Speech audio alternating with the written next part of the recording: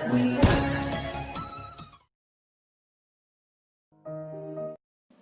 नमस्कार दोस्तों, आज हम बात करेंगे इतिहास की 3 सबसे खतरनाक जेल। जेल की दीवारें सिक्के के 2 पहलू की तरह होते हैं, जिनके एक तरफ तेज रफ्तार दुनिया अपनी गति से आगे बढ़ती है, वही दीवार के इस पार मानो वक्त थम सा जाता है। लेकिन जेल इसी का नाम है, जो कैदियों को उनकी गलती का एहसास कराती है। दोस्तों, अब तो कैदियों को अपनी रिहाई तक का ही समय काटना पड़ता है, लेकिन इतिहास इन्हीं कैदियों पर बहुत कड़क अमल रहा है। जहाँ यह कैदी रिहाई तो बहुत दूर की बात है, बल्कि वह अपने जीने का सांस तक छोड़ देते थे। कैदियों को इंतजार रहता था तो केवल मौत आने का, जो उन्हें इस दर्दनाक जिंदगी से छुटकारा दिला सके। तो दोस्तों, आज हम ऐसे ही आपको निर्दयी कारागार जेल के बारे में बात करेंगे, जिनकी यातनाओं अर्थात सजा जानकर किसी भी इंसान की रूह कांप सकती है। Death coffins, Mongolia. रूस और चीन के बीचों बीच मौजूद पूर्वी एशिया का एक देश मंगोलिया कभी अपने कैदियों को ऐसी यातनाएं देता था जिनके बारे में सोचकर किसी की भी रूह कांप सकती है। 20वीं सदी की शुरुआत तक इस देश में कैदियों को दंड के रूप में ओनली 3x4 फीट के एक बक्से में कैद कर दिया जाता था, जिनके कैदी ना तो ठीक से बैठ सकता था, ना ही लेट सकता था।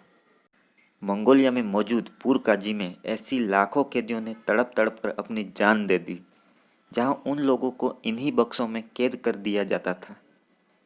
डेथ कॉफिन्स नाम से मशहूर 3x4 के यह बक्से कहने के तो सजा देने के लिए बनाए गए थे, लेकिन यह असल में अपने नाम की तरह मौत का साधन थे, जिसमें जाने के बाद किसी की रिहाई तब तक नहीं होती जब तक कि वह अपने प्राण न त्याग दे। लगभग 6 इंच का एक छोटा सा कैद जो खाने के लिए होता था, वही कैदियों द्वारा किए गए मलमूत्रों को भी कई हफ्तों तक इस बक्से से साफ नहीं किया जाता था।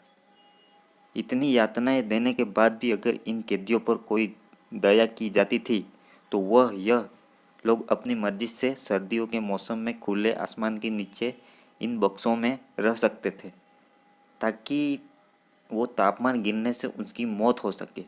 शायद अपनी ज़िंदगी की आखिरी पलों में खुले आसमान के नीचे अपनी जान देना पूरी ज़िंदगी इस नर्क में सड़ने से कहीं बेहतर होगी। मेमेटिन प्रिसोन, रोम। माना जाता है कि प्राचीन रोम के सम्राट अंग्स मार्सस ने ही सबसे पहले दंड देने की प्रथा की शुरुआत की थी, और 640 ईस्वी पूर्व में सजा देने के लिए एक कारागार भी बनवाई गई थी, जिसे आज हम मेमेटिन कारागार के नाम से जानते हैं। यह कोई खुले आसमान के नीचे 4 दीवारों से घिरी जेल नहीं थी, बल्कि एक भूमिगत नाला था, जिसकी गहराई लगभग 6.30 फीट और लंबाई 30 फीट थी। लगभग 22 फीट चौड़ाई वाले इस नाले से होकर पूरा इलाके का मल मूत्र बहता था, जहाँ कैदियों को उनकी सजा की सुनवाई तक रहना पड़ता था। किस्मत से राजा के सामने अगर उसकी पेशी हुई तो ठीक, वरना कई दिनों तक भूखे प्यासे कैदी इस नाले में ही अपना दम तोड़ देते थे। माना जाता है कि सुनवाई तो एक बहाना था। असल में इस कारागार के वजूद में आने की असल वजह ही कैदियों को मौत देना था, जिससे पूरे शासन को याद रहे कि जिस किसी ने भी कानून का उल्लंघन करने की कोशिश की, उसे ऐसी क्रूर यातनाएं झेलनी पड़ सकती है। इस नाले को कारागार के रूप में इस तरह बनवाया गया था कि जिस किसी की भी मौत इसके अंदर हो तो सब अपने आप खुद नदी के बहाव में बहकर दूर चले जाए। खैर, मेमेटिन कारागार तो आज एक चर्च के रूप में परिवर्तित हो गया, लेकिन इस ईस्वीसन पूर्व के उस युग में इसने कितने कैदियों की दर्दनाक तरीके से जान ली होगी, शायद हम कल्पना भी नहीं कर सकते। एंडरसन विलय सिविल वॉर।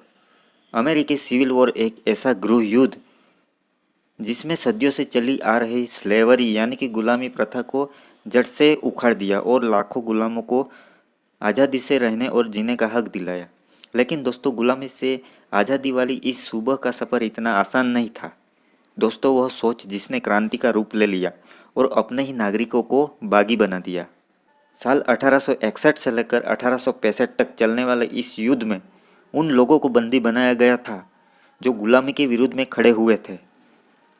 इन लोगों का बलिदान सिर्फ कैद होने तक सीमित नहीं था, क्योंकि जिस कारागार में उन्हें कैद किया था उस जेल का नाम था एंडरसन विलय। एक ऐसा कारागार जिसके आगे शायद नर्क भी बेहतर जगह लगे।